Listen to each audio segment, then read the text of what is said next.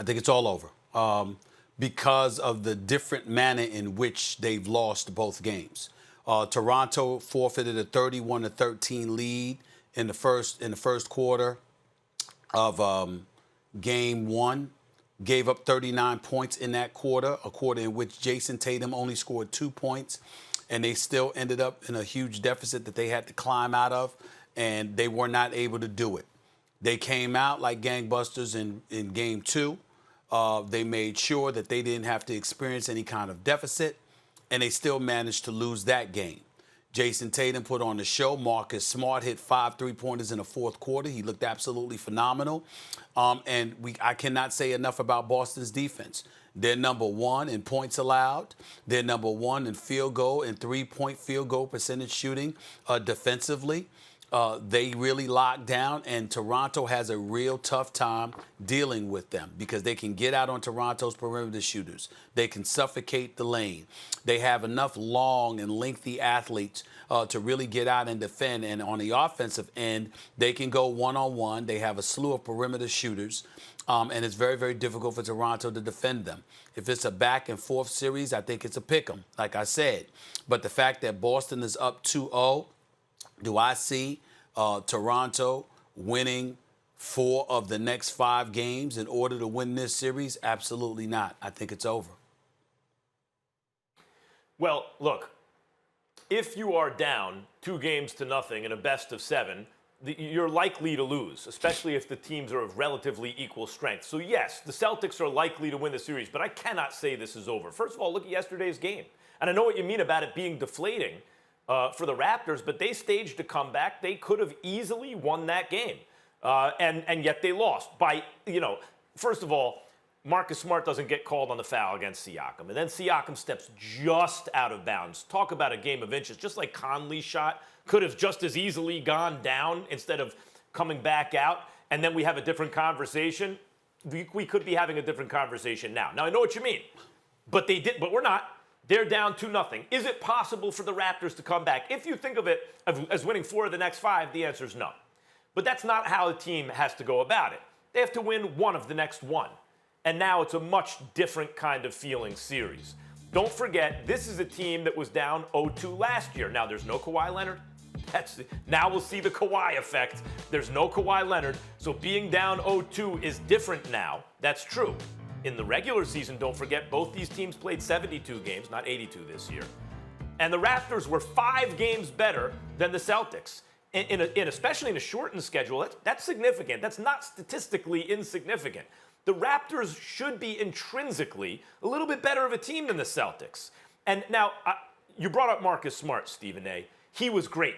And Marcus Smart seems to do this under pressure. He seems to be that kind of player, the type of guy you want in those kind of games. And so when you look at the Celtics, the kind of, you think of the big 4, and now Gordon Hayward's not there, and they legitimately have a pretty big 4. Now with Gordon Hayward not there, are those 3 big enough?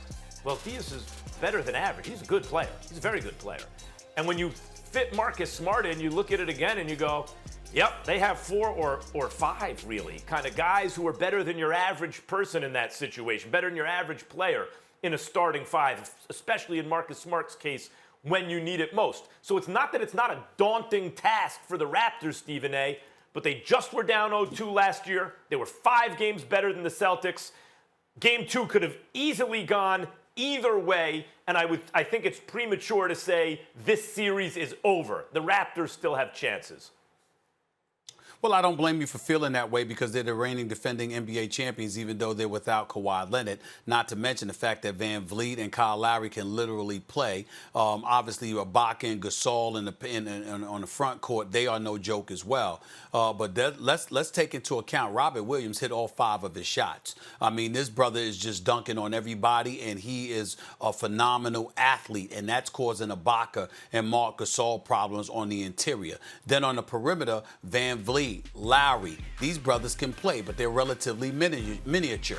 Now that might have an effect when you're going up against Kemba Walker, who's relatively their size. But against Jaylen Brown and against Jayson Tatum, That's not going to cut it. They can shoot over those guys all day long, which means that you'd have to take them out and to put somebody less experienced, less adroit in terms of their shooting ability as well and just knowing how to play the game.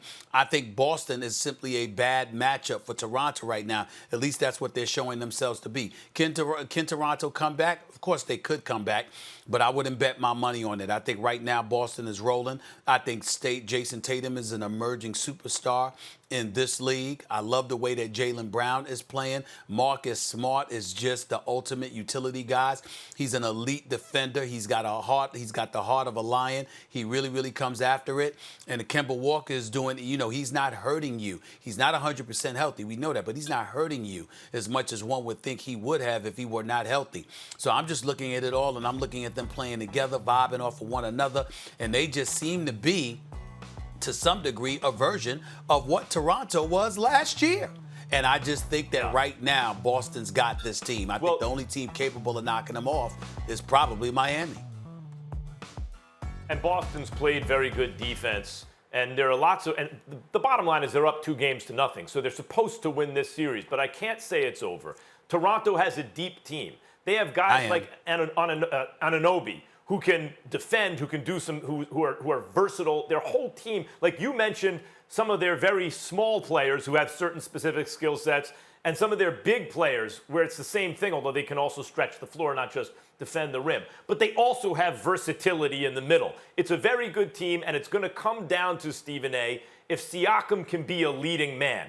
As a second banana, he was great last year in the playoffs. But so far against the Celtics, especially last night, when they needed him to lift the team, he came up a little bit short.